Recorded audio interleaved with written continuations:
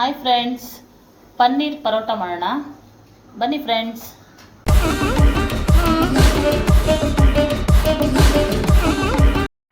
ಗೋಧಿ ಹಿಟ್ಟು ಕಲಸಿ ಇಟ್ಕೊಂಡಿದ್ದೀನಿ ಫ್ರೆಂಡ್ಸ್. ಪನ್ನೀರ್ ತೊಗೊಂಡಿದ್ದೀನಿ. ಇದು 200 ಗ್ರಾಮಷ್ಟು ಪನ್ನೀರ್ ತೊಗೊಂಡಿದ್ದೀನಿ. ಒಂದು 5 ರಿಂದ 6 ಪರೋಟ ಆಗುತ್ತೆ. 3 ಈರುಳ್ಳಿ ಸಣ್ಣಗೆ ಹಚ್ಚಿಟ್ಕೊಂಡಿದ್ದೀನಿ. ಹಸಿಮೆಣಸಿನ್ಕಾಯಿ ಖಾರಕ್ಕೆ ತಕ್ಕಷ್ಟು, ನಾವು ಸ್ವಲ್ಪ ಸ್ಪೈಸಿಯಾಗಿ ತಿನ್ನೋದ್ರಿಂದ ಸ್ವಲ್ಪ ಜಾಸ್ತಿ ಹಸಿಮೆಣಸಿನ್ಕಾಯಿ ಸಣ್ಣಗೆ ಹಚ್ಚಿಟ್ಕೊಂಡಿದ್ದೀನಿ. ಕೊತ್ತಂಬರಿ ಸೊಪ್ಪು ಸ್ವಲ್ಪ ತೊಗೊಂಡಿದ್ದೀನಿ, ಸ್ವಲ್ಪ ಅಂದರೆ ಒಂದು ಬೌಲಷ್ಟು ತೊಗೊಂಡಿದ್ದೀನಿ. ಜೀರಿಗೆ ತೊಗೊಂಡಿದ್ದೀನಿ.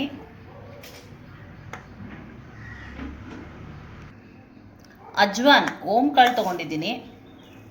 ಜೀರಿಗೆ ಓಂಕಾಳು ಎರಡು ಒಂದೇ ಥರ ಇದೆ. ಅಜ್ವಾನ್ ಓಂಕಾಳು ಸಣ್ಣ ಇರುತ್ತೆ, ಇದು ನೋಡ್ಕೊಳ್ಳಿ. ಹಾಗೆ ಗರಂ ಮಸಾಲ ತೊಗೊಂಡಿದ್ದೀನಿ. ಹಾಗೆ ರುಚಿಗೆ ತಕ್ಕಷ್ಟು ಉಪ್ಪು.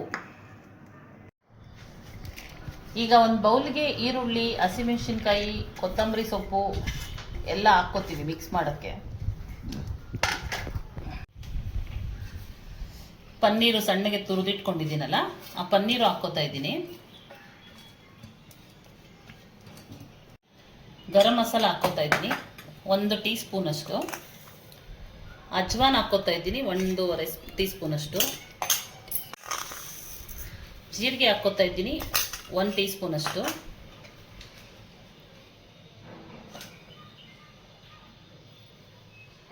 ಉಪ್ಪು ಹಾಕ್ಕೋತಾ ಇದ್ದೀನಿ ರುಚಿಗೆ ತಕ್ಕಷ್ಟು. ಈಗೆಲ್ಲ ಒಂದು ಸ್ವಲ್ಪ ಮಿಕ್ಸ್ ಮಾಡಿ ಇಟ್ಕೋತೀನಿ.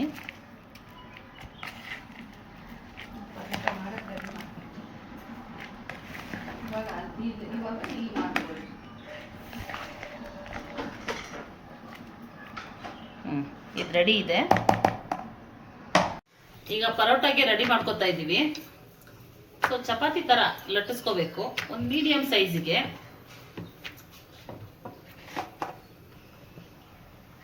ಈಗ ಸ್ಟಫ್ ಮಾಡ್ಕೊಳ್ಳೋಣ. ಎಲ್ಲ ಮಿಕ್ಸ್ ಮಾಡಿ ಇಟ್ಕೊಂಡಿದ್ದೀವಲ್ಲ, ಈಗ ಸ್ಟಫಿಂಗ್ ಮಾಡಿಕೊಂಡು ಇದನ್ನು ಹೀಗೆ ಫೋಲ್ಡ್ ಮಾಡಿಕೊಂಡು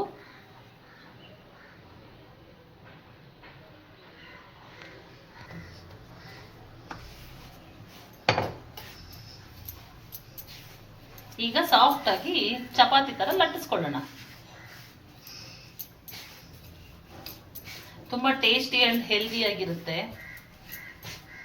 ಮಕ್ಕಳಿಗೆ ಬ್ರೇಕ್ಫಾಸ್ಟ್ ರೆಸಿಪಿ ಅಥವಾ ಸ್ಕೂಲಿಂದ ಬಂದಮೇಲೆ ಸ್ನ್ಯಾಕ್ಸ್ಗಾದರೂ ಮಾಡಿಕೊಡ್ಬೋದು. ತುಂಬ ಚೆನ್ನಾಗಿರುತ್ತೆ. ಪನ್ನೀರೆಲ್ಲ ಹಾಕಿರೋದ್ರಿಂದ ಹೆಲ್ದಿ ರಿಚ್ ಪ್ರೋಟೀನ್ ಸಿಗುತ್ತೆ.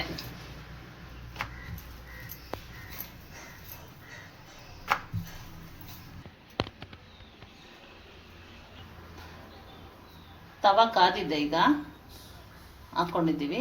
ಇದಕ್ಕೆ ಬಟರ್ ಯೂಸ್ ಮಾಡಿದ್ರೆ ತುಂಬ ಚೆನ್ನಾಗಿರುತ್ತೆ. ಸೊ ಬಟರ್ ಯೂಸ್ ಮಾಡ್ತಾ ಇದ್ದೀನಿ ನಾನು. ಬಟರ್ ಹಾಕ್ಕೋತಾ ಇದ್ದೀನಿ. ಬಟರ್ ಹಾಕ್ಕೊಂಡ್ರೆ ಟೇಸ್ಟು ಅಂತ ಹೇಳಿದ್ನಲ್ಲ, ಅದಕ್ಕೆ ಬಟರ್ ಹಾಕ್ಕೊಂಡು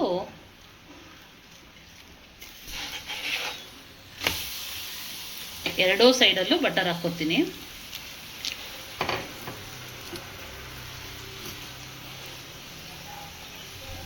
ಮಾತ್ರ ಹದವಾಗಿ ಬೇಯಿಸ್ಕೋಬೇಕು.